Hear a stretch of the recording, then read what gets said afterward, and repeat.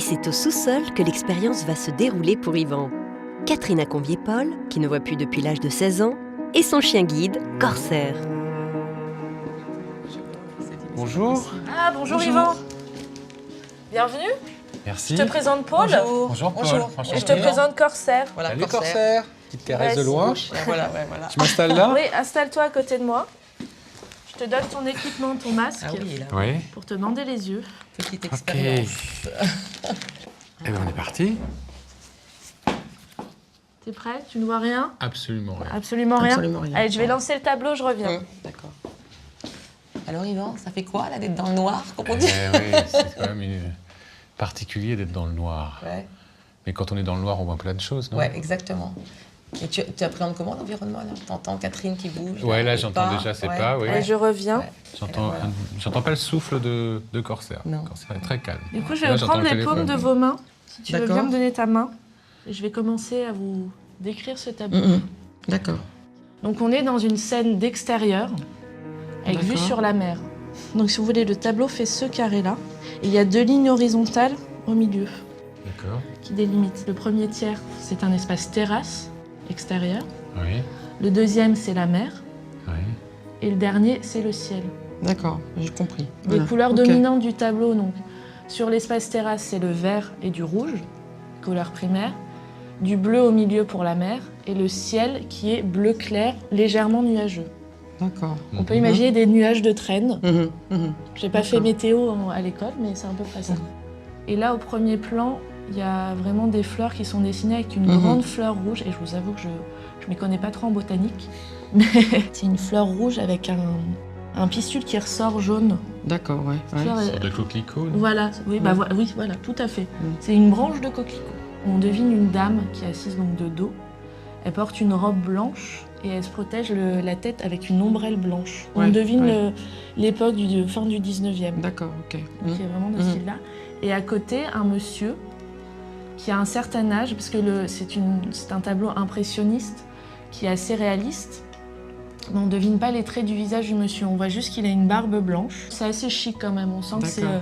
petite bourgeoisie assez D'accord. sympathique. Ouais. Et il a une canne. Ouais. D'accord. ouais. Et en À un fait, certain âge. voilà. Et ces deux personnages en fait regardent un couple qui sont eux au bord de la balustrade. Oui. Le couple Oui. se regarde. Pareil, la jeune femme est plus sur la gauche. À la gauche, elle est de D'accord. profil, qui regarde le monsieur. Elle porte une robe blanche aussi. Il n'y a pas trop de détails. Et elle a également une ombrelle, qui elle est de couleur jaune pâle. Et elle parle donc à je suppose un jeune homme, parce qu'on ne voit pas de barbe, qui porte un chapeau haute forme. C'est un couple d'amoureux. Ils se connaissent, tu penses? Je pense qu'ils se connaissent et C'est- ils ont c'est- l'air assez pris dans une grande conversation. D'accord. Et ils sont plus jeunes que le couple Ils sont assis. plus jeunes que le couple assis, oui, qui les observe. Et derrière, il y a l'espace de la mer, Mhm. Oui, donc qui est la Manche. Mhm. Je vous donne un indice. ouais, un indice. Il y a beaucoup de bateaux, énormément Mhm. de bateaux. Ce qu'il y a d'assez assez atypique, entre guillemets, c'est que ça mélange des bateaux à voile et Ouais. des bateaux à vapeur. Et on devine sur la gauche du tableau la côte bleue de Honfleur, D'accord, qui ok. s'avance jusqu'à un quart du tableau. D'accord. C'est lumineux comme tableau? Oui, mais l'espace terrasse est très lumineux. Oui. Après, ça s'assombrit en fait. Il y a vraiment une transition, un effet de profondeur entre les deux espaces. Et le couple assis, âgé, regarde le couple debout. Tout Plus à jeune, fait. Plus jeune. Il l'épie. On n'a pas trop de détails.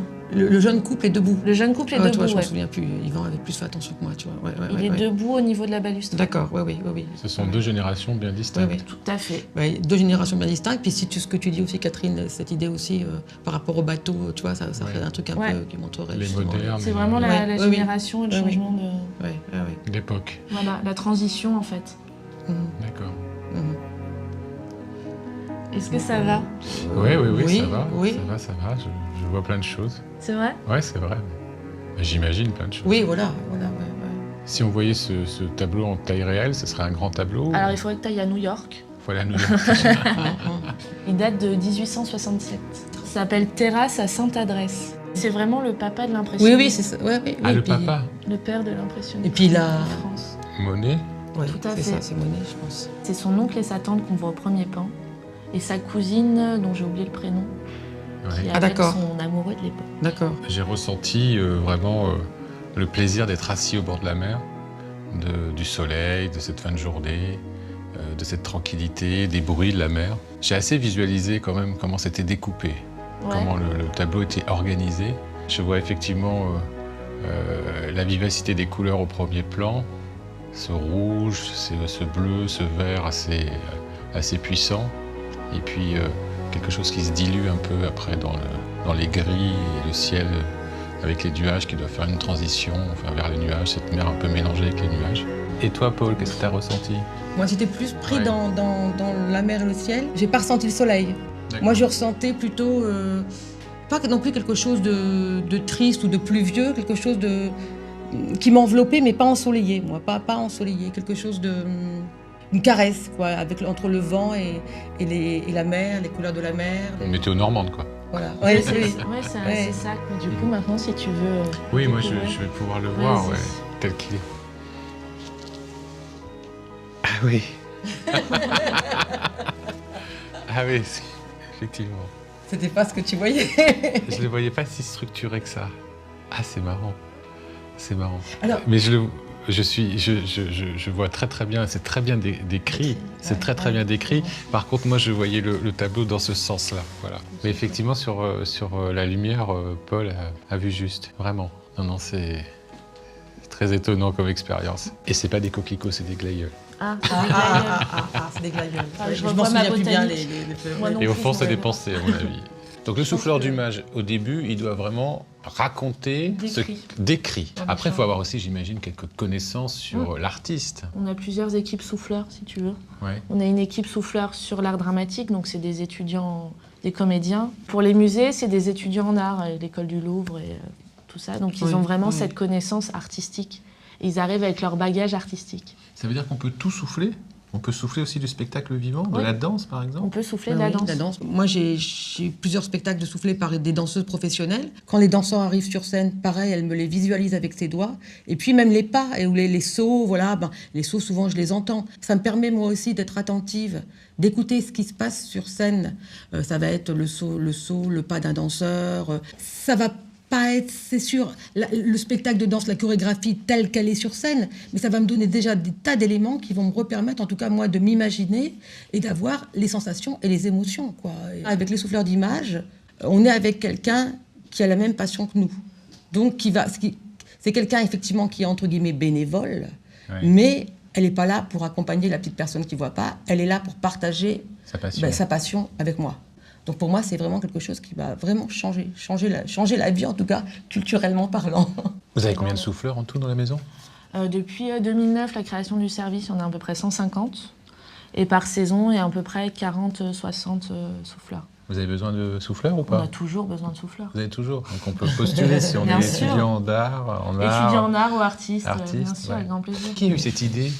Eh ben, c'est né ici, parce que du coup, CRTH, Centre Recherche Talent Handicap, a une école également de pratique artistique inclusive qui s'appelle Acte 21. Et pendant une sortie pédagogique, en fait, les professeurs se sont rendus compte que les élèves voyants soufflaient naturellement à leurs camarades déficients visuels pendant un spectacle de théâtre. Et en observant ça, ils ont eu l'idée de le sortir, de le modéliser pour qu'il profite au plus grand nombre. D'accord. Donc c'est vraiment né en interne et développé en interne depuis 2009. Bah, écoutez, moi je vous dis bravo. Vraiment, c'est une vraie découverte, c'est une belle initiative citoyenne.